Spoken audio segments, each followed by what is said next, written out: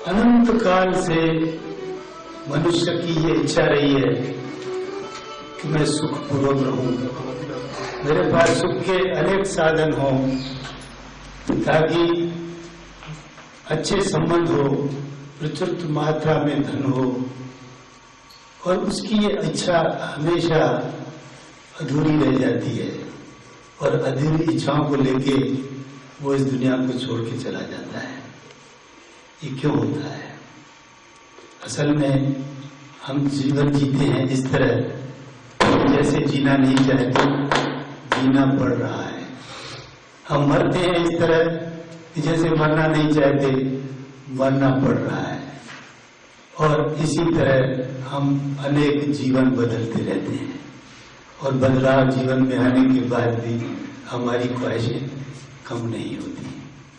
असल में हम अपनी दुनिया खुद बनाते हैं। जितनी भी दुनिया है, हमारा जो वातावरण है, हमारा जो माहौल है चारों तरफ का, उसकी बनावट हमने की है। हम ही अपने संसार के रचयिता हैं। ये संसार एक गुंबद की तरह है जहां से टकराकर हमारी आवाज वापस हमारे पास आती है।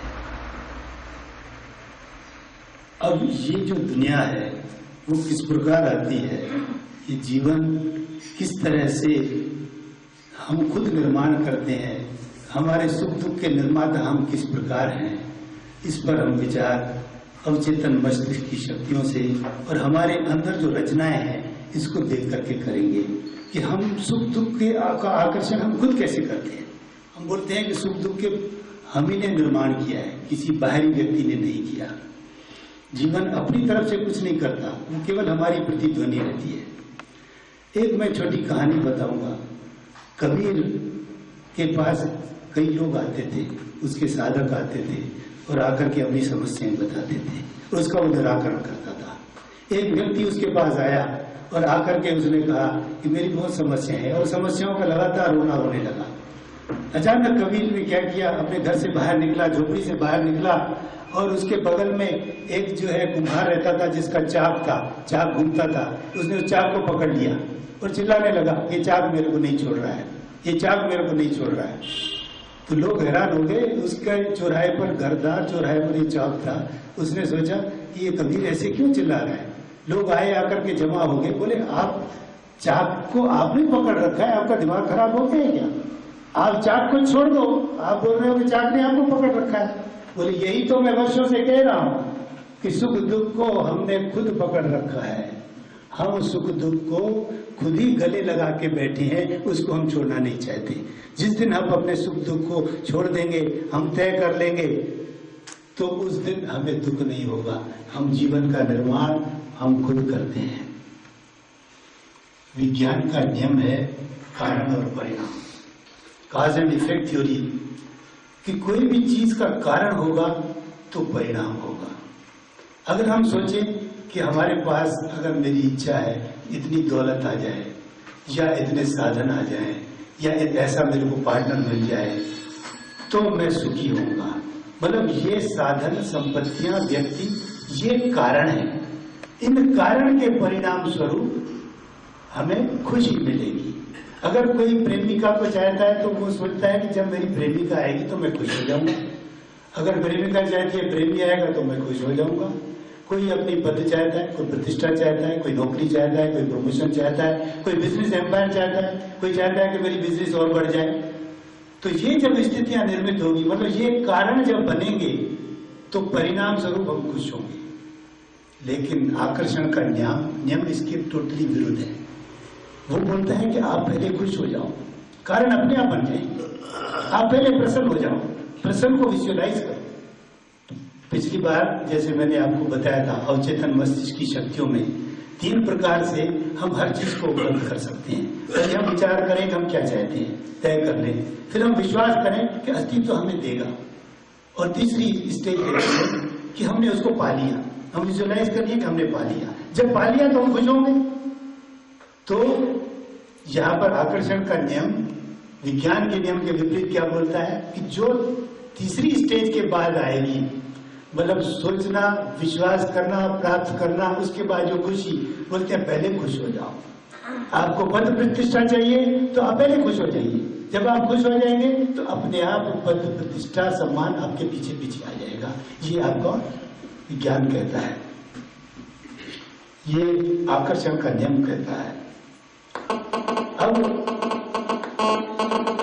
ये किस प्रकार होता है, प्रश्न ये किस प्रकार होता है। पहले जो ब्रह्मांड है या जो गैलेक्सियां हैं, आकाश गंगाएं हैं, फिर हमारी पृथ्वी है, फिर मनुष्य है, फिर मनुष्य के साथ आसपास का माहौल है, सब और ऊर्जा है। ऊर्जा और ईश्वर में फर्क नहीं है। जिन्होंने इस संबंध में द सीक्रेट सिटी को देखा होगा तो वहां पर भी बताया गया था कि ईश्वर और ऊर्जा समान है।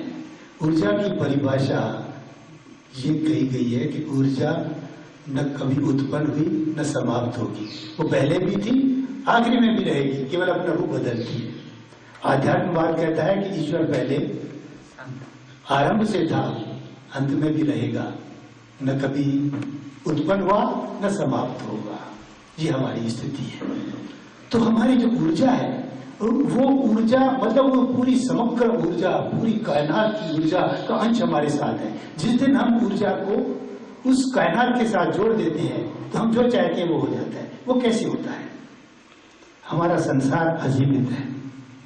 असीमित संसार में हम लोग खुद भी एक असीमित इकाई है।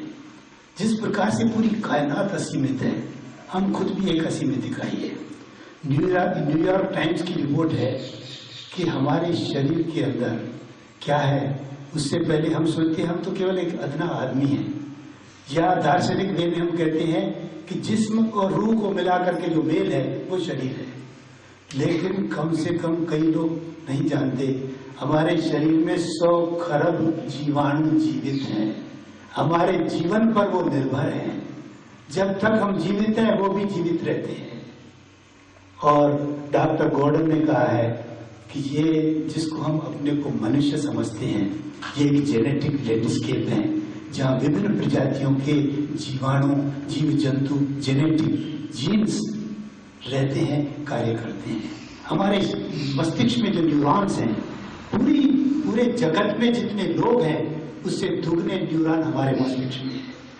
और ये जो असीमित संसार है, ये असीमित संसार के बारे में हम नहीं जानते। इनका नियम कैसे काम करता है, हमारी इच्छाएं, हमारा दुख सुख निर्माण कैसे करता है, ये विषय बताता हूँ। ये किस प्रकार करता है। हमारे भीतर एक संसार है, खुशियों का, उत्साह का, प्रकाश का, आनंद का। हमारे अंदर जो कोशिकाएं हैं वो कोशिकाएं हमारे अनुसार काम करती है। कोशिकाओं का उद्देश्य है हमें जीवित बनाए रखना, हम कैसे भी जीवित रहें, ये हमारी कोशिकाओं का काम है। और विभिन्न प्रकार की कोशिकाएं, आपको मालूम है शरीर में कितनी कोशिकाएं हैं? 100 ट्रिलियन कोशिकाएं। 1 ट्रिलियन में 12 शून्य लगाते हैं। इकाई, दाई, सैकड़ा, हजार, 10,000, लाख, करोड़, 10 करोड़, अरब, खरब, ऐसे 12 शून्य लगाएं तो 1 ट्रिलियन। इसका 100 ट्रिलियन कोशिकाएं हैं। उनके अलग अलग कार्य का बंटवारा हो चुका है, वो कैसे काम करेगी। लेकिन कुछ मुखिया कोशिकाएं रहती है जिनका काम मैनेज करना किसी क्षेत्र विशेष को, जैसे हृदय की कोशिकाएं, मस्तिष्क की कोशिकाएं, लीवर की, किडनी की, जेनेटिक ऑर्गन्स की, इनकी ये मुखिया है, ये सरपंच है। इनका काम है कि जो भी सक्रिय काम करती है कोशिकाएं, उनको ड्यूटी बांटना, देखना वो सही से काम कर रही है कि नहीं, उनको मैनेज करना, प्रबंध करना, ये मुखिया कोशिकाएं होती है। उसके बाद होती है कुछ कोशिकाएं पहरेदार कोशिकाएं, जैसे लॉ एंड ऑर्डर मेंटेन होता है, जैसे मजिस्ट्रेट है, पुलिस है, सेक्टर्स है, वो देखते हैं कहीं उपद्रव तो नहीं होता। तो 60,000 मील की ब्लड यात्रा में ये पहरेदार कोशिकाएं घूमती रहती है हमारे शरीर में। जहां भी कोई दिक्कत होती है उस दिक्कत को ठीक करती है। जैसे कहीं पर कोई चोट आ गई, खून निकलने लगा, तो उसको आदेश देगी, मरम्मत कोशिकाओं को आदेश देगी कि खून का प्रवाह रोको। जैसे बांध से कोई पानी बहने लगा तो मरम्मत टीम क्या करेगी, पहले उस बांध के पानी को रोकेगी। और खरोच आ गई तो उसको कैसे करना है, थक्का कैसे जमाना, डॉक्टर लोग जानते हैं। किसी प्रकार से नेचुरल वे से हमारे अंदर ही एक फार्मेसी है, औषधि का भंडार है, अपने आप उसको ठीक करने लगती है, हड्डियां अपने आप जुड़ती है, डॉक्टर केवल उसको एडजस्ट करता है। उसके बाद कुछ कोशिकाएं ऐसी होती है जो बाहरी आक्रमण, ये तो वह अंदरूनी हमारे देश की आंतरिक व्यवस्था, इंटरनल पीस को कायम करना। अगर बाहरी आक्रमण देश में होता है तो बॉर्डर सिक्योरिटी फोर्स है, सेंट्रल रिजर्व पुलिस है, बॉर्डर के ऊपर सेनाएं हैं। अगर कोई हमारे अंदर बैक्टीरिया वायरस प्रवेश करता है तो ये स्मृति कोशिकाएं हैं, वो तत्काल आ जाती है, पहले उसका फोटो खींचती है, उसको फोटो को अपने रिकॉर्ड रूम के फोटो से मिलान करती है कि कहीं पहले ऐसा कोई आक्रमण तो नहीं हुआ, और अगर आक्रमण हुआ तो उसको हमने कैसे निपटा था, तो देखती है कि उसको ऐसे ही निपटा जाए। लेकिन पता चलता है कि वायरस नया है, हर बार नई बीमारियां आती है, तो उसका नया फोटो खींचती है, नया फोटो खींच करके आक्रमण टीम को भेजती है कि जाओ उसको ठीक करो, जाओ उसको रोको, उसको मरम्मत कर दो, उस आक्रमण जो घुसपैठिया है घुसपैठिए को बाहर निकालो, उस घुसपैठिए को बाहर निकालने का काम ये स्मृति कोशिकाएं करती है। कुल मिलाकर के जितनी कोशिकाएं हैं उनका उद्देश्य आपको जीवित बनाए रखना है। ये वो कोशिकाएं कैसी काम करती है, वो हमारे विचारों से, हमारे भावनाओं से, हमारी धारणाओं से काम करती है। वो सुनती है, समझती है, आप जो सोचते हैं वो करती है। अब आते हैं हम असली बात पर कि हमारी धारणाएं क्या है। हमारी जो बार बार जो हम विचार करते हैं वो धारणाएं बन जाती है। लगातार हम एक चीज का विचार करते रहे वो धारणाएं बन जाएगी।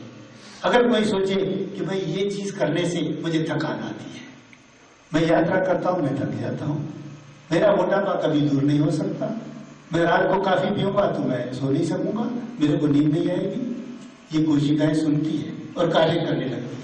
जब कोई बोलता है कि यात्रा से मुझे थकान होती है तो कोशिकाएं वो थकान के भाव को उत्पन्न करती है। आप थके न थके, आपकी थकान उत्पन्न करती है।